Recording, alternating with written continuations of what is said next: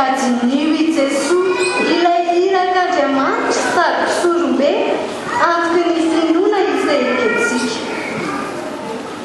Fa i Jesosy dia nahatoky an'Andriamanitra teo amin'ny andraikitra nanendreny azy, nahatoky tahaka ny Mosesy izay voalaza amin'ny soratra masina hoe nahatoky tao amin'ny tranon'Andriamanitra manontolo izy.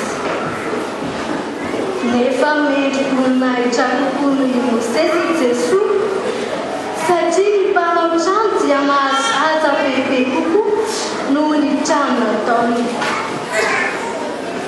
Ny trano rehetra manko dia nisy mpanao azy, fa Andriamanitra kosa no nanao ny zavatra rehetra.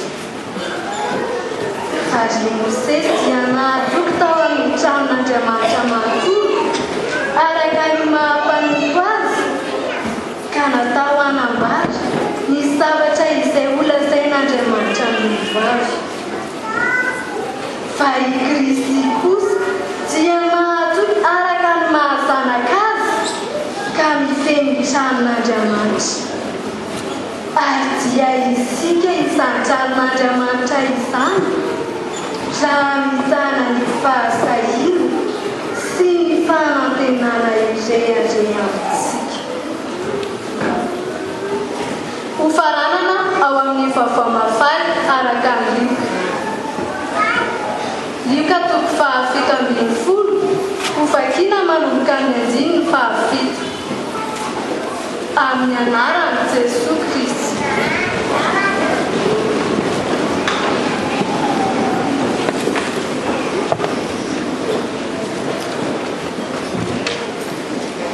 Aoka atao hoe misy aminareo manana mpanohy, mpiasa tany na mpiandro biby fiompy. Raha mody ampiana tsara ilay mpanohy dia ilazana hoe avivainga ny sakafo. Tsia, fa izao no atao aminy. Anamboary sakafo aho ary misy kina ampiana mandritra ny misakafoanana. Aorian'izany vao misakafo ianao. Ary ankasitrahina fe ilay mpanohy rehefa vita ny senasena ataony. Tsia, torak'izany koa ianareo, rehefa vitanareo izay rehetra nasain'Andriamanitra ataony dia milaza hoe mpanompo tsy mendrika sitraka izahay, fa izay nataonay dia adidinay rahateo. Masina ny teniko.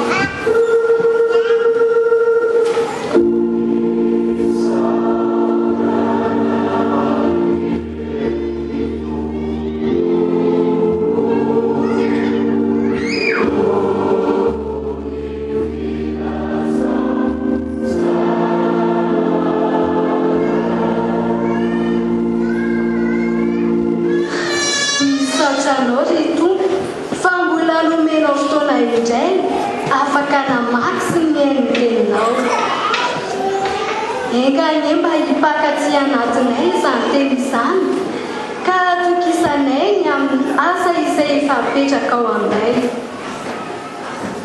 Ho ankehitriny ary raha iainy ny afatra avy aminao izahay dia feno ny fanahinao masina ny mpanomponao mba tsy ilazany afa-tsy izay sitraka ao irery ihany.